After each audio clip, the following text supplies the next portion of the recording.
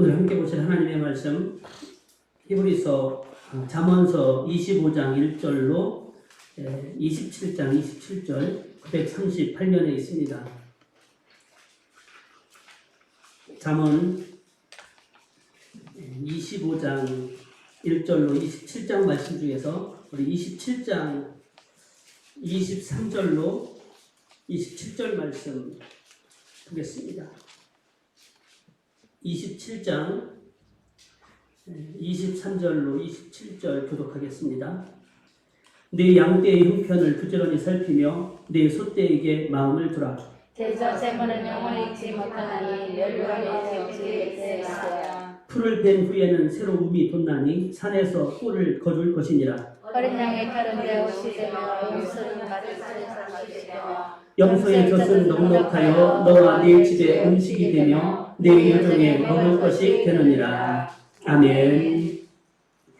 자, 오늘 이 시간은 25, 26, 27장 말씀 살펴볼 텐데 25장부터 29장까지는 조금 솔로몬의 잠언인데 25장 1절에서 설명하고 있는 것처럼 유다 왕 히스기야 왕 아시죠? 히스기야 왕 때 편집한 거예요. 다시 말하면 히스기야 왕 때 250여 년 전이거든요. 솔로몬 왕이 썼던 잠언들 가운데 한 3,000개가 된다고 했잖아요. 그 잠언들 중에서 히스기야 왕이 신하들을 통해서 솔로몬 왕이 했던 잠언들을 한번 모아봐라. 모았잖아요. 근데 모은 것에 특징이 있어요. 왜냐하면 쭉 내용들은 일반적으로 그냥 한 단어 한 단어씩 또는 한 문장 한 문장씩일 텐데 수집을 하다 보니까 이왕이면 같은 주제 아래서 묶어놓는 거예요. 그래서 250여 년이 지난 후에 솔로몬 왕의 잠언들이 히스기야 왕 때 주제별로 묶여진 이게 바로 이제 25장부터 29장까지 솔로몬의 잠언. 그 중에서 오늘 오후 그리고 다음 주 오전에 히스기야 왕 때 편집된 잠언들 함께 살펴보도록 하겠습니다. 자, 25장은 인간관계에 대한 교훈들을 주는 말씀들로 묶여져 있습니다. 그 중에 1절부터 7절은 왕 앞에 서는 자의 지혜 이런 주제를 가질 수 있습니다. 1절부터 읽으면서 설명드리겠습니다. 이것도 솔로몬의 잠언이요 유다 왕 히스기야의 신하들이 편집한 것이니라. 좀 전에 설명드렸던 그대로고요. 이를 숨기는 것은 하나님의 영화요 이를 살피는 것은 왕의 영광이라. 이를 숨기는 것은 하나님의 영광이요 이를 밝히 드러내는 것은 왕의 영광이다. 왕이라면 하나님의 일을 드러낼 수 있는 그런 왕이 되었으면 이런 의미로 읽어도 좋습니다. 하늘의 높음과 땅의 깊음 같이 왕의 마음은 헤아릴 수 없느니라. 또 그렇게 되기를 바라는 마음도 담고 있습니다. 은에서 찌꺼기를 제하라. 그리하면 장색에 쓸만한 그릇이 나올 것이요. 은의 찌꺼기를 없애야만 그래야 은 세공업자가 그릇을 만들 수 있다라는 의미고, 왕 앞에서 악한 자를 제하라. 그리하면 그의 왕위가 의로 말미암아 견고히 서리라. 왕 앞에서 악한 사람을 없애야 왕위가 공의 위에 굳게 설 수 있다. 이렇게 말씀합니다. 6, 7절에 왕 앞에서 스스로 높은 채 하지 말며 대인들의 자리에 서지 말라. 이는 사람이 내게 이리로 올라오라고 말하는 것이 내 눈에 보이는 귀인 앞에서 저리로 내려가라고 말하는 것보다 나음이니라. 왕 앞에 설 때는 자기가 먼저 높은 사람의 자리에 가서 서거나 앉지 말라는 거예요. 자, 어떤 비유가 생각나죠? 예수님이 잔치집의 비유를 말씀하시잖아요. 그런데 잔치집 갔을 때 어떻게? 상석에 앉지 말라고 하시잖아요. 왜요? 상석에 다 유대인들은 우리는 그냥 앉으면 그냥 앉은 대로 있지만 자리가 다 정해져 있어요. 순서가. 주인이 정한 순서예요. 그 기준에 맞춰서. 그러면 그 자리에 주인이 안 앉아, 원하는 사람이 안 앉으면 올라가라 내려가라 하거든요. 그러니까 여러분 높은 데 앉았다가 내려가라고 창피를 당하는 것보다 낮은 데 앉았다가 올라오라고 영광을 받는 것이 더 낫지 않느냐, 그렇게 의미로 읽어야 됩니다. 8절부터 17절은 우리가 말을 하는데 어떤 말을 해야 되느냐? 경우에 합당한 말을 하라, 이렇게 말씀합니다. 8절, 너는 서둘러 나가서 다투지 말라. 마침내 네가 이웃에게서 욕을 보게 될 때에 네가 어찌할 줄 알지 못할까 두려우니라. 이게 원래는 이제 소송하는 자리에 먼저 나가지 말라, 이런 의미로 훨씬 더 읽을 수가 있습니다. 왜냐하면 훗날에 너의 이웃이 너를 이겨 부끄럽게 만들 때에 내가 어떻게 할지 염려된다. 9절 10절입니다. 너는 이웃과 다투거든 변론만 하고 남의 은밀한 일은 누설하지 말라. 듣는 자가 너를 꾸짖을 터이요 또 네게 대한 악평이 네게서 떠나지 아니할까 두려우니라. 이웃과 다툴 일이 있든지 또는 증인으로 설 일이 있다면 들은 것만 또는 그 직접적인 변론만 할 것이지, 나만 알고 있는 저 사람의 비밀, 은밀한 것들은 퍼뜨리지 말라는 거예요. 그 말을 듣는 사람이 오히려 너를 비난하게 되면 그 나쁜 소문이 너에게서 떠나지 않고 따라다닐까 두렵다. 그래서 11절 12절에서 경우에 합당한 말은 아로새긴 은쟁반의 금 사관이라. 슬기로운 자의 책망은 청종하는 귀의 금고리와 정금 장식이니라 라는 말씀을 통해서 경우에 알맞은 적절한 말이 마치 은쟁반에 담긴 금사과와 같이 가치가 있다. 지혜로운 사람의 책망은 들을 줄 아는 사람의 귀에는 금귀걸이요 순금 목걸이다. 미련한 자에게 해봤자 소용없는 거죠. 오히려 나에게 들어오니까 들을 수 있는 사람에게 그렇게 가치가 있는 것이다 말하고 있고, 13절에서 충성된 사자는 그를 보낸 이에게 마치 추수하는 날에 얼음 냉수 같아서 능히 그 주인의 마음을 시원하게 하느니라. 믿음직한 심부름꾼이 그를 보낸 주인에게 진짜 자기가 해야 될 정확한 일들을 다 잘하는 거예요.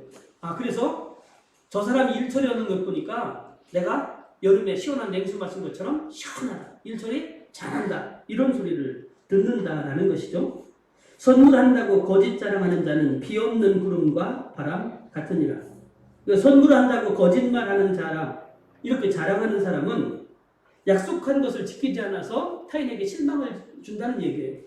특별히 유대인들 사회 속에서요, 가장 실망스러운 경우가 뭐냐면 구름이 지나가는데 그 구름이 비를 내리지 않고 가는 거예요. 유대 땅은 필이 메마르잖아요. 그러면 우리 같은 경우 일반적으로 구름이 오면 비가 내리면 시원하게 하고 만족을 주는데, 그 뜨거운 날 메마른 땅에 구름이 딱 떴어요. 혹시 저 구름이 비라도 내려줄까 기대했는데 비도 바람도 아무것도 내리지 않고 지나가면 유대인들은 그렇게 실망을 한다는 거예요. 그런 표현들을 하고 있습니다. 신약에서는 제약과 파멸로 인도하는 거짓 선생들이 바로 그와 같은 존재로 비유된 적이 있습니다. 베드로서와 유다서에 등장합니다.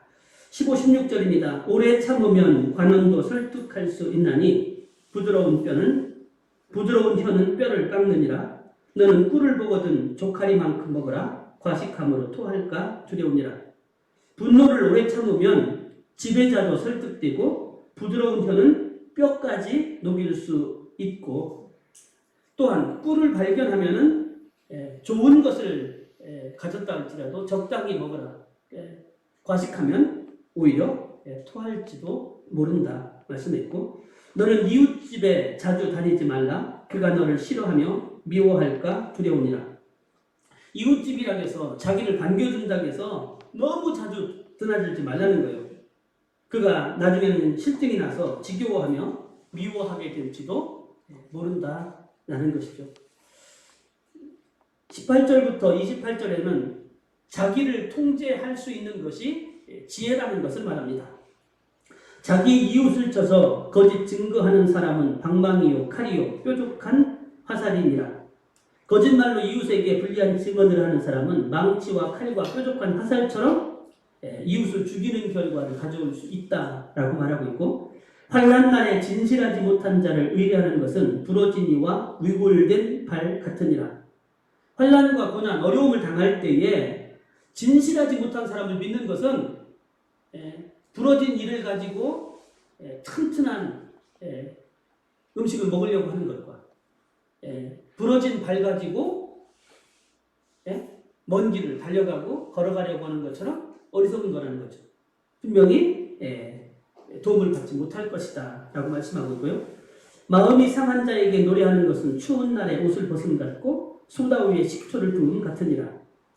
슬퍼하는 사람 앞에서 즐거운 노래를 부르는 것, 이게 마치 뭐와 같느냐? 추운 날에 옷을 벗기는 것과 같고 상처 입은 사람 그 환부에다가 식초를 붓는 것과 같이 참 그 사람을 괴롭게 하는 것이고 어리석은 일이다 라고 말씀합니다.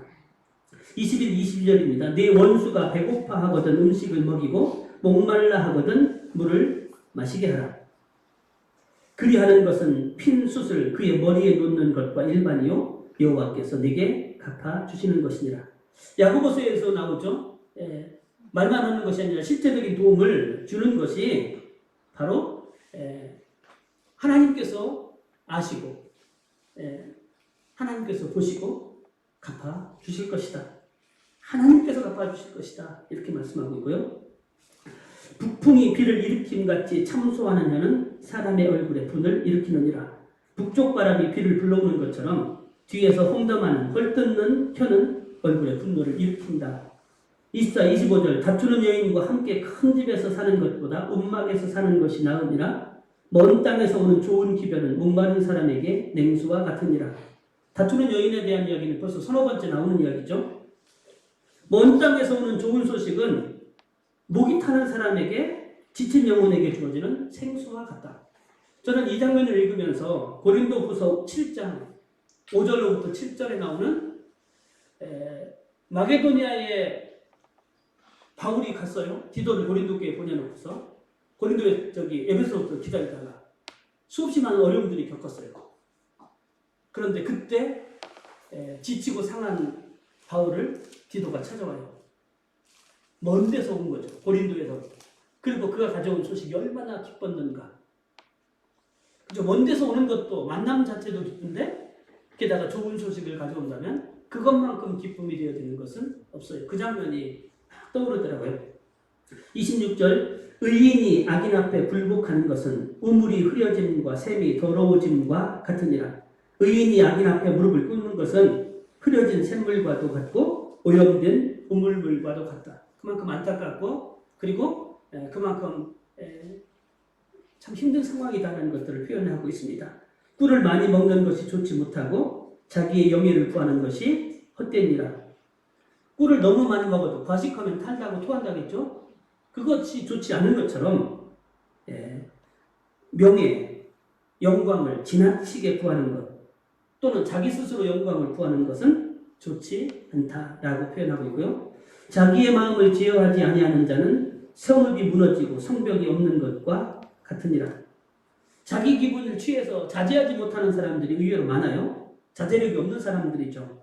그런 사람은 마치 성벽이 무너져서 성이 무너져서 성벽이 없는 것과 같이 낭패를 겪을 경우들을 맞이할 수 있다라고 말씀합니다. 26장에서는 지혜자가 유의해야 할 특성들을 설명합니다. 1절부터 12절에서는 먼저 미련한 자를 경계하고 있습니다.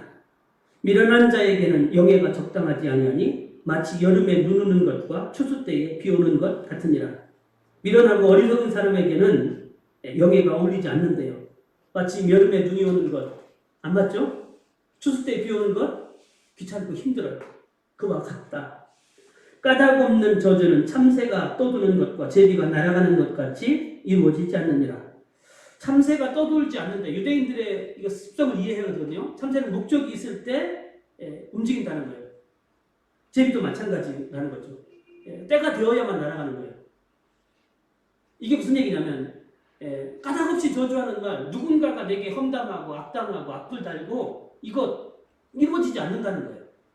그런데 그것에 연연하고 그것이 근심하고 걱정하는 것만큼 미련한 것이 없다. 그러니까 남이 누군가가 막 저주한다고 해서 그 저주가 이루어지는 거 아니니까. 오늘 참 많은 사람들이 악플이라든지 이런 것들 때문에 자살도 하고 괴로움들을 겪는데 우리는 그것 때문에 연연하지 않았으면 좋겠습니다. 그게 이루어지겠습니까? 하나님 허락하셔야 되는데 참새한 마리도 허락하셔야 떨어지는데 남의 말에 너무 신경 쓰면서 자신을 괴롭히는 것만큼 어리석은 것은 없습니다. 말에게는 채찍이요 나귀에게는 재갈이요 미련한 자의 등에는 막대기니라. 말에게는 채찍이 필요하고요 나귀에게는 재갈과 굴레가 필요한 것처럼 미련한 사람들의 등에는 매가 필요하다. 매만이 미련한 사람들을 고칠 수 있다. 이렇게 말씀합니다. 4, 5절 미련한 자의 어리석은 것을 따라 대답하지 말라. 두렵건대 너도 그와 같을까 하노라. 미련한 자에게는 그의 어리석음을 따라 대답하라. 두렵건대 그가 스스로 지혜롭게 여길까 하노라. 좀 어려워요. 우리말 번역이. 근데 4절과 5절은 상반되는 개념으로 읽으시면 더 좋습니다. 무슨 얘기냐면 미련한 사람의 말에 맞장구 치고 옳다 하다 보면 너도 미련한 사람 될 테니까 그렇게 하지 말라는 거예요. 4절에. 근데 미련한 사람이 자꾸 말하는데 그 미련한 것들을 자기가 했던 말로 깨우쳐주면 그가 자기가 미련한 것을 알게 될 것이다. 그렇지 않으면 자기가 스스로 너무나 지혜로운 척 할 것이다. 좀 애매하면서 어렵습니다. 그러니까 이 말의 의미를 조금 반복해서라도 이해를 하시면 좋겠습니다. 6절부터 9절은 미련한 자가 어떤 폐해를 끼치는지 주변 사람들 자기에게 어떤 피해를 끼치는지를 말씀합니다. 미련한 자 편에 기변하는 것은 자기의 발을 베어버림과 해를 받음과 같으니라. 저는 자의 다리는 힘없이 달렸나니 미련한 자의 입의 잠언도 그러하니라. 미련한 자에게 영예를 주는 것은 돌을 물매에 매는 것과 같으니라. 미련한 자의 이부의 잠언은 술 취한 자가 손에 든 가시나무 같으니라. 장인이 온갖 것을 만들지라도 미련한 자를 고용하는 것은 지나가는 행인을 고용함과 같으니라. 자, 미련한 자에게 소식을 들려서 전하라고 하는 것은 자기 발목을 자르는 것과 같이 또는 폭력을 불러들이는 것과 같이 어리석은 것이다라고 말합니다. 그리고 다리에 힘이 없는 이제 좀 다리 장애인이죠. 그런 사람이 다리가 힘이 있어요? 없는 것과 마찬가지로 미련한 사람의 입에서 나오는 잠언도 아무 효력도 힘도 없다. 어리석은 사람에게 영광을 돌리는 것은 물매는 작은 돌을 말해야 되는데 큰 돌을 매자는 것처럼 그것도 마찬가지로 어리석고 미련한 사람의 입에 잠언은 마치 술 취한 사람의 손에 가시나무가 들려져 있으면 어떻게 했어요? 그거 얌전히 갖다 놓나요? 막 휘둘러서 주변 사람들에게 상처를 입고 피해를 입히는 것과 같이 미련한 사람의 입의 말도 그와 같다. 그리고 미련한 사람이나 지나가는 사람을 고용하는 것은 아무리 급하다고 크게 도움이 되지 않는 일이다 라고 말하고 있습니다. 11절 12절 개가 그 토한 것을 도로 먹는 것 같이 미련한 자는 그 미련한 것을 거듭 행하느니라. 내가 스스로 지혜롭게 여기는 자를 보느냐? 그보다 미련한 자에게 오히려 희망이 있느니라. 사람이라면 토한 것 먹겠어요? 개는 미련하고 모르니까 그것을 먹는 거예요. 미련한 사람이 어리석기 때문에 잘못하고 어리석은 행동들을 반복한다는 의미고요. 그리고 가장 미련하고 가장 어리석은 자가 누구냐? 자기를 지혜롭다고 생각하는 어리석은 자예요. 그보다도 더 미련한 자에게 오히려 희망이 있다. 내가 부족하다라는 것을 깨닫는 그렇게 미련한 사람이 오히려 자기를 지혜롭다고 여기는 미련한 사람보다 더 낫다. 이렇게 말씀하고 있습니다. 13절부터 26절에서는 게으른 자와 거짓된 혀에 대한 말씀을 합니다. 13절부터 15절입니다. 게으른 자는 길에 사자가 있다, 거리에 사자가 있다 하느니라. 문짝이 돌저기를 따라서 도는 것 같이 게으른 자는 침상에서 도느니라. 게으른 자는 그 손을 그릇에 놓고도 입으로 올리기를 괴로워하느니라. 반복되어졌던 말씀들이 대부분 있습니다. 사자가 있어서 무서워서 못 나간다고 핑계대고요. 거리에는 원래 사자가 없어요. 그런데 그게 핑계되는 거죠.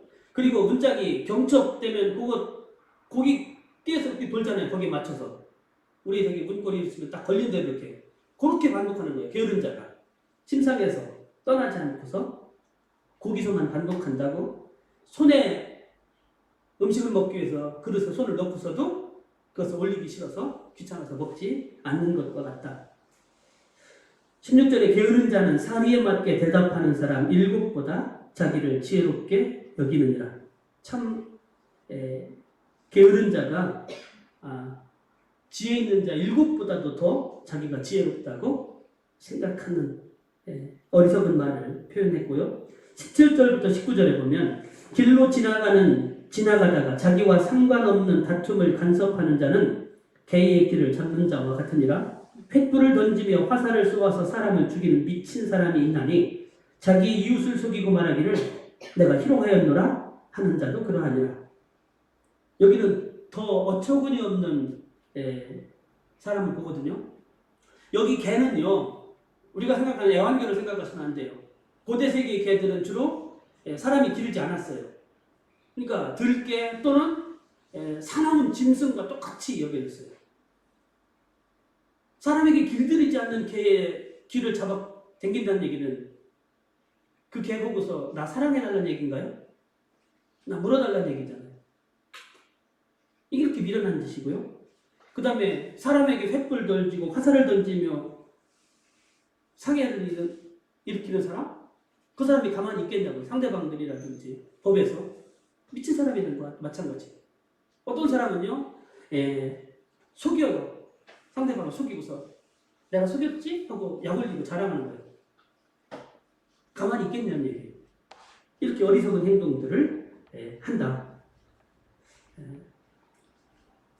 20절, 21절 나무가 당하면 불이 꺼지고 말쟁이가 없어지면 다툼이 시느니라.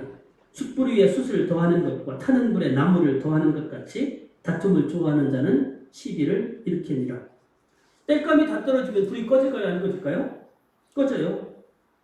마찬가지로 남의 말을 하는 사람이 없어지면 그 공동체 안에 다툼은 없어진다는 거죠. 근데 다툼을 일으키는 사람이 남의 말 하는 사람이 있으면 불이 꺼지려고 하면 거기다가 숯을 던져요. 더 얹어요.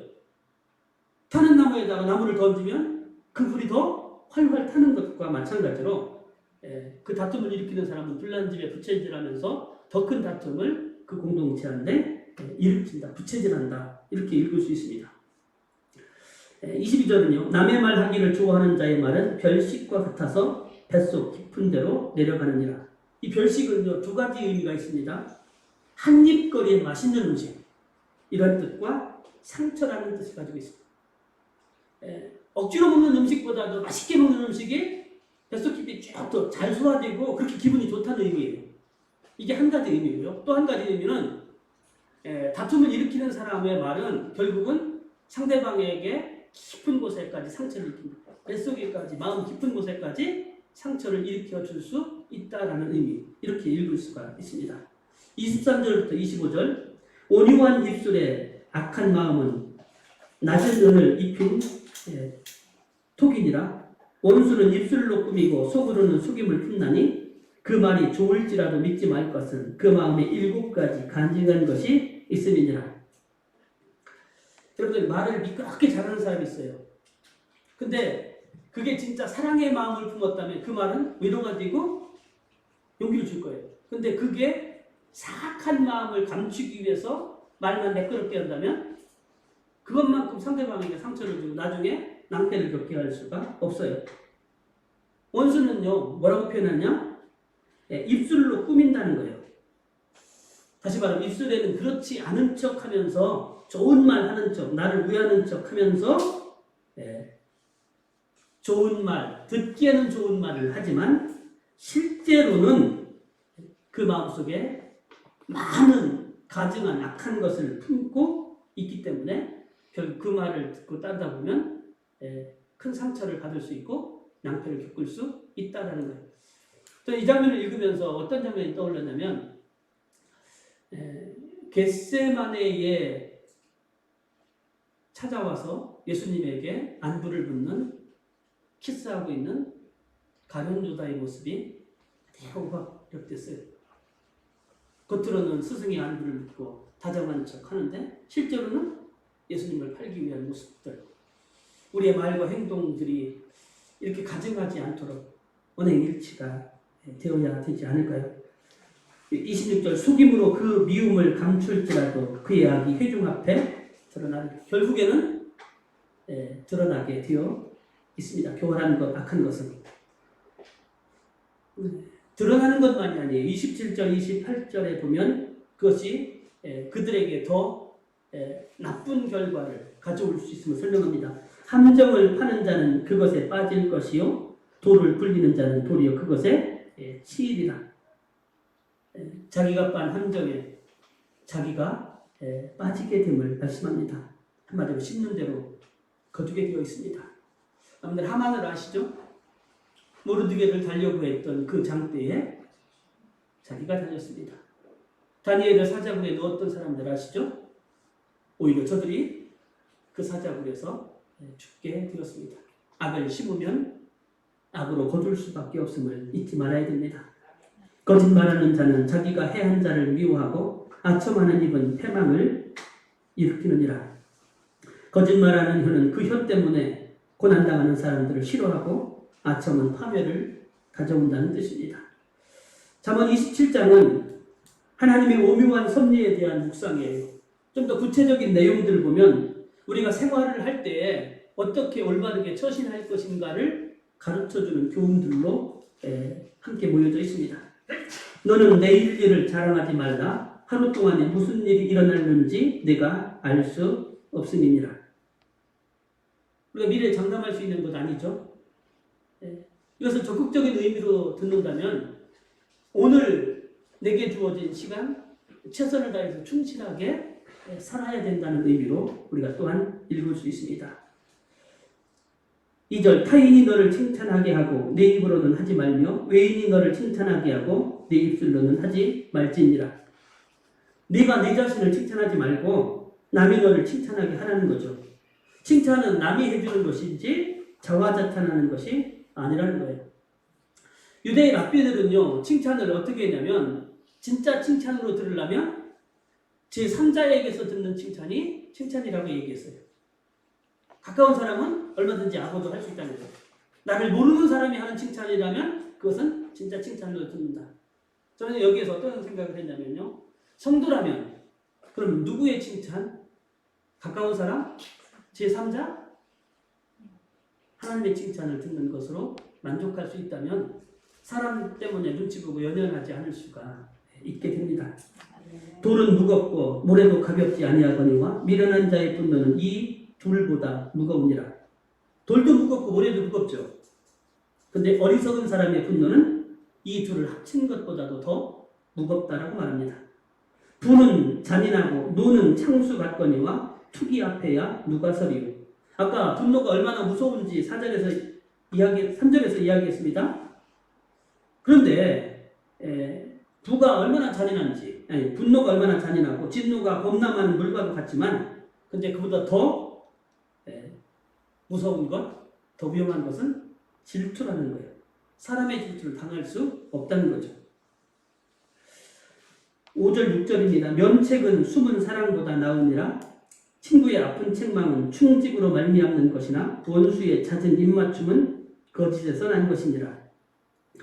드러내놓고서 꾸짖는 것이 숨은 사랑보다 낫다는 거예요. 내가 너 얼마나 사랑하는지 알지? 속으로만 이렇게 사랑하는 것보다 때로는 충고하면서까지도 사랑을 표현하라는 의미로 이렇게 읽을 수 있습니다. 그러면서 그 이유를 친구의 아픈 책망은 진심에서 나오는 것이기 때문에 좋은 것인 거예요. 당장은 아프지만 그게 나를 위한 것이라는 얘기예요. 진심이니까. 근데 원수의 입맞춤은 당장은 달콤해 보이지만 다정해 보이지만 거짓에서 나오는 것이기 때문에 결국 그것이 나에게 나쁜 결과로 돌아온다. 이렇게 말씀하고 있고요. 배부른 자는 꿀이라도 싫어하고 줄인 자에게는 쓴 것이라도 다니라. 그렇죠? 배고픈 심정을 아시는 분은 이 말씀의 의미를 그대로 이해할 수 있습니다. 고향을 떠나 유리하는 사람은 보금자리를 떠나 떠도는 새와 같으니라. 이게 우리는 뭐 별거 아닌 것처럼 보이는데 유대인들, 히브리인들 사고에서는요. 고대인들도 그랬습니다. 자기 고향 토전을 떠나서 떠도는 사람들은 마치 복을 받지 못하고 밀려난 사람들처럼 이렇게 여겨졌습니다. 마치 새가 자기 보금자리를 잃고 떠나는 것처럼 그렇게 좀 안타까운 모습을 표현을 하고 있습니다. 9절 기름과 향이 사람의 마음을 즐겁게 하나니 친구의 충성된 권고가 이와 같이 아름다우니라. 향료와 향료, 여기 기름과 향수라고도 읽을 수 있습니다. 이것이 마음을 즐겁게 하는 것처럼 친구의 다정한 충고가 그와 같다. 10절 네 친구와 네 아비의 친구를 버리지 말며 네 환난 날에 형제의 집에 들어가지 말지어다. 가까운 이웃이 먼 친척보다 나으니라. 너의 친구나 너의 아버지의 친구를 저버리지 말라는 의미예요. 그리고 내가 어렵다고 친척집 자꾸 전전하지 말라는 의미입니다. 가까운 이웃이 먼 친척보다 낫다. 좋은 친척, 좋은 이웃이 되는 것이 필요함을 또한 말씀을 합니다. 11절, 12절, 13절은 그냥 이 말씀 그 의미대로 그냥 읽으시면 됩니다. 내 아들아 지혜를 얻고 내 마음을 기쁘게 하라. 그리하면 나를 비방하는 자에게 내가 대답할 수 있으리라. 슬기로운 자는 재앙을 보면 숨어 피하여도 어리석은 자들은 나가다가 해를 받느니라. 타인을 위하여 보증선자의 옷을 취하라. 외인들을 위하여 보증선자는 그의 몸을 볼모 잡을지니라. 14절입니다. 이른 아침에 큰 소리로 자기 이웃을 축복하면 도리어 저주같이 여기게 되리라. 이게 표면적으로 보면요, 이른 아침에 큰 소리로 다른 사람에게 축복합니다. 문안 인사를 합니다. 이게 그 사람을 불쾌하게 만드는 것이다, 멍청한 사람이다라는 이게 표면적인 이유예요.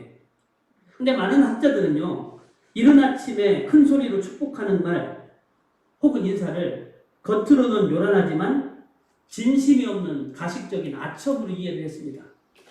근데 제가 여러 성경을 이 장면이 좀 어려워서 비교해 봤거든요. 근데 가장 재밌는 성경을 발견했어요. 공동번역, 새번역에서 이렇게 읽더라고요. 새벽에 큰 소리로 인사를 받거든 욕을 먹었거니 생각하라. 어떤 의미인지 아시겠죠? 15, 16절입니다. 다투는 여자는 비 오는 날에 이어 떨어지는 물방울이라. 그를 지어기가 바람을 지어하는 것 같고 오른손으로 기름을 움키는 것 같으니라. 다투기 좋아하는 여자는 비 오는 날 지붕에 유대인들 지붕이 이렇게 됐다 있죠. 평평하다 있죠. 여기저기서 툭툭 떨어지는 물방울처럼 참 그게 귀찮고 너무나 피곤하고 안 좋은 거예요.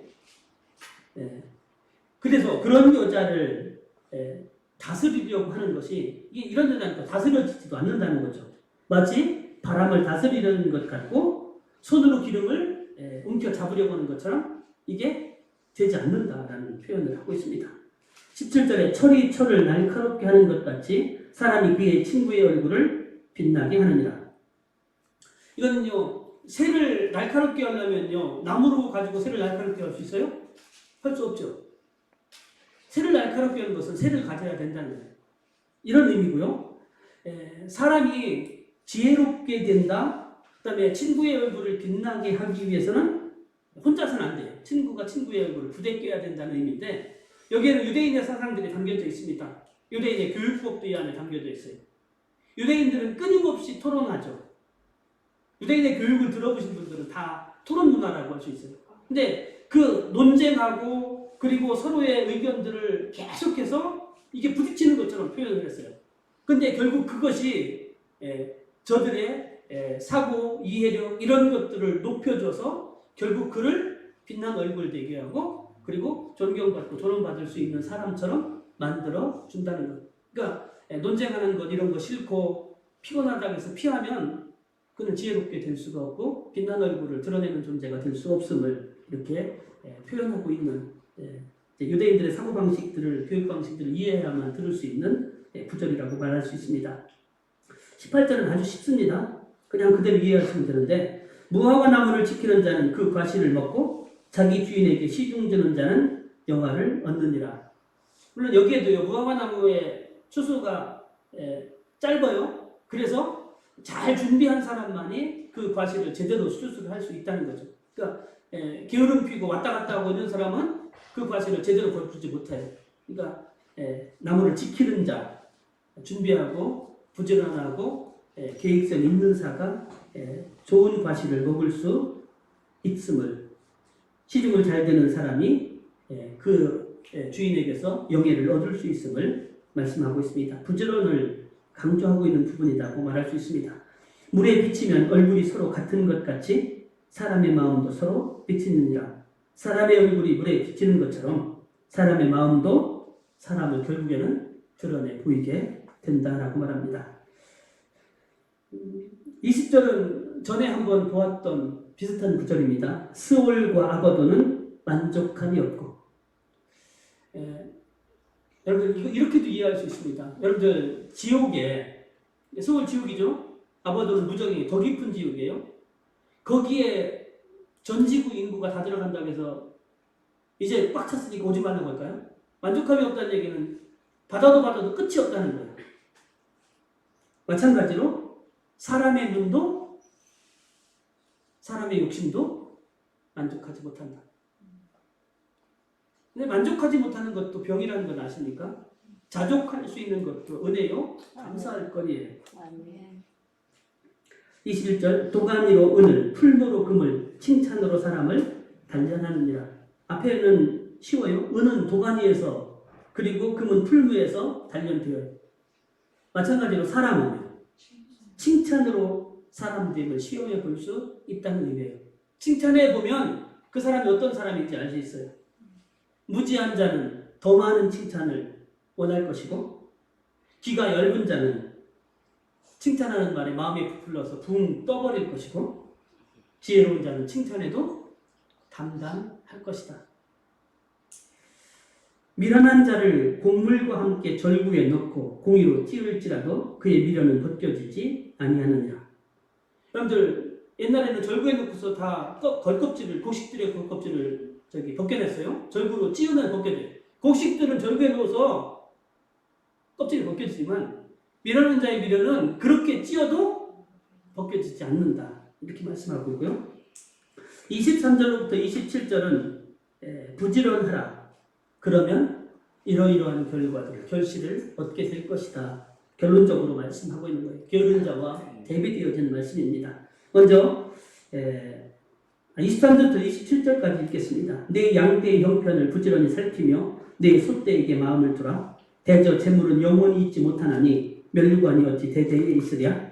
풀을 벤 후에는 새로 음이 돋나니 산에서 꿀을 거둘 것이니라. 어린 양의 털은 네 옷이 되며 염소는 밭을 사는 값이 되고 염소의 돛은 넉넉하여 너와 네 집의 음식이 되며 네 여종의 먹을 것이 되느니라. 대비되어지고 있습니다. 해야 될 것과 하지 말아야 될 것, 그리고 영원한 것과 영원하지 않은 것들. 오늘 본문 속에서 그것을 캐치하셔야 돼요. 해야 될 것은 뭐냐면 양떼, 소떼를 살피고 보살피라는 얘기예요. 내 주변에 있고 내가 지금 해야 될 일 부지런히 하라는 거예요. 그러면 그것이 우리에게 먹을 것과 우리의 필요를 충분히 채워줄 것이라는 거예요. 하지 말아야 될 것은 뭡니까? 재물, 멸류관, 이런 것에 마음을 두는 것. 명예, 권세, 물질을 쫓아다니면 그것은 영원하지 않다는 거예요. 있다가도 없고 바람에 날려가고 사라지는 것들이에요.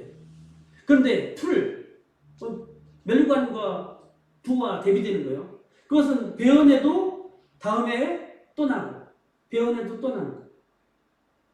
지금 내게 주어진 환경 속에서 내가 최선을 다해서 일하고 심고 가꾸면 그것들은 내게 먹을 것과 내 필요를 채워주지만, 엉뚱한 뜬구름 잡는 것처럼 부와 재물을 쫓아다니고 그것을 구하려고 하면 그것은 언제 사라질지 몰라서, 그것이 사라졌을 때, 그것이 내게서 빠져나갔을 때 얼마큼 어려움을 가져다 줄 것인지를 말씀하고 있는 부분이다라고 말할 수 있습니다.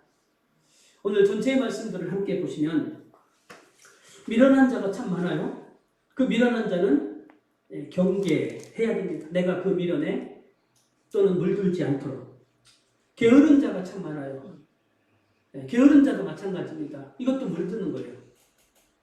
게으른 자의 습성들을 우리가 파악을 해야 되고, 게으른 모습들이 내게 나타나지 않도록 하는 것. 그리고 내 입술의 말이 거짓된 혀가 되어서는 안 됩니다.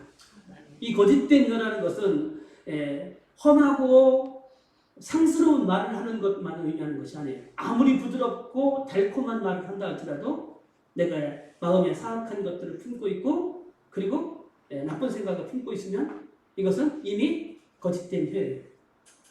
진실된 말, 그것이 상대방이 듣기 어렵더라도 그를 사랑한다면 이런 모습들을 해야 됩니다. 그러려면 우리는 어떤 자리에서라도 겸손할 수 있어야 돼요.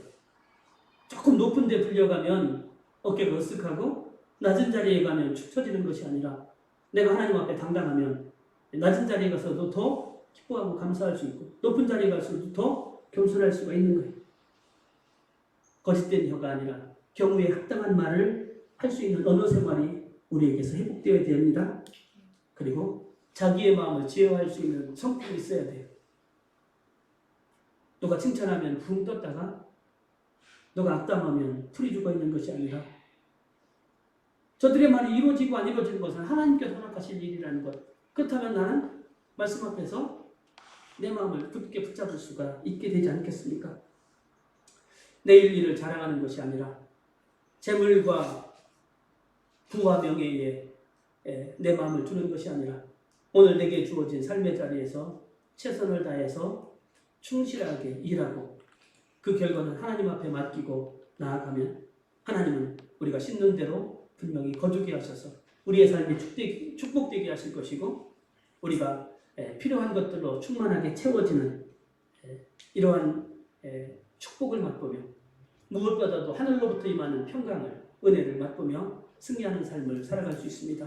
저와 여러분들의 삶 속에 하나님이 기뻐하실 만한 삶의 흔적들이 나타날 수 있는 그래서 하나님께서 축복하시지 않으면 안 될 만한 거룩한 삶으로 하나님과 동행하는 하나님께 소망 두고 살아가시는 저와 여러분들이 되시기를 주님의 이름으로 축원합니다. 아멘. 하나님 감사합니다.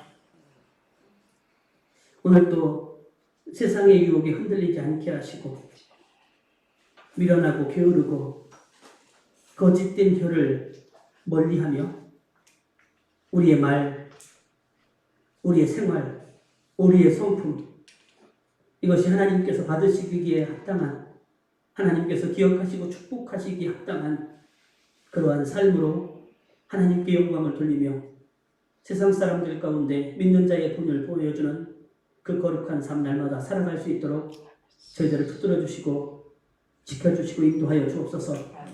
험한 세상 속에 저희들 일주일 동안 살아가지만 하나님이 의로운 손으로 나를 붙잡고 계심을 기억하며 담대하게 하시고 평안하게 하시고 그리고 하나님 의지하여 믿음으로 승리하는 거룩한 삶 살아갈 수 있는 전한목자교회 모든 성도들이 되게 하여 주옵소서. 예수님의 이름으로 감사하며 기도드리옵나이다. 아멘. 광고 주보를 참고해 주시길 바랍니다. 찬송가 325장 부르시고 축도함으로 예배 마치겠습니다.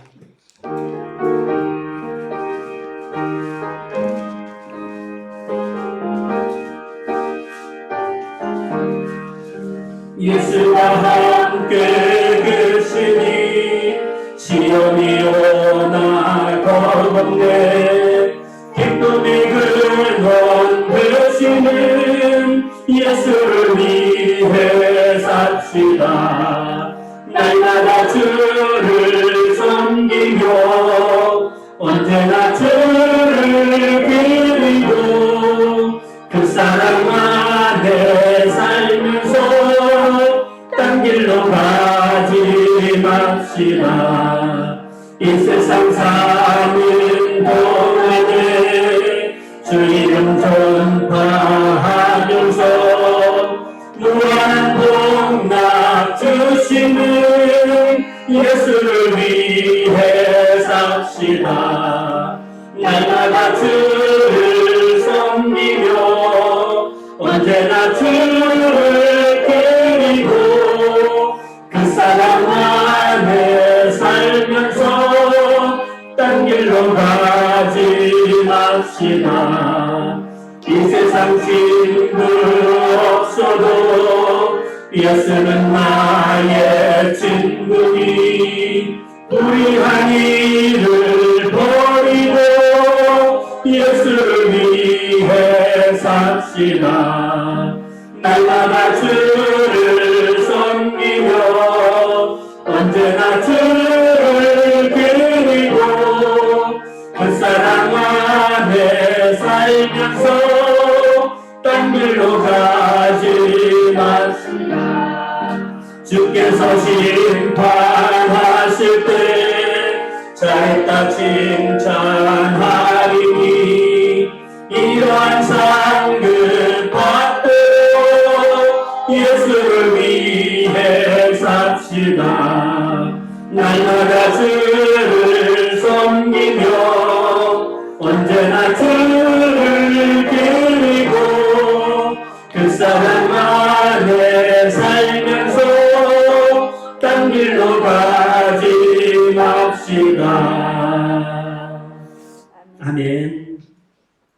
이제는 우리 주 예수 그리스도의 은혜와 하나님 아버지의 무한하신 사랑하심과 성령님의 역사하심과 교통하심과 위로하심이 하나님이 기뻐하실 만한 거룩한 삶, 주님 닮아가는 삶 살아갈 수 있기 원하는 선한 독자교회 모든 심령들 머리 위에 이제로부터 영원까지 함께 하옵시기를 축원하옵나이다. 아멘.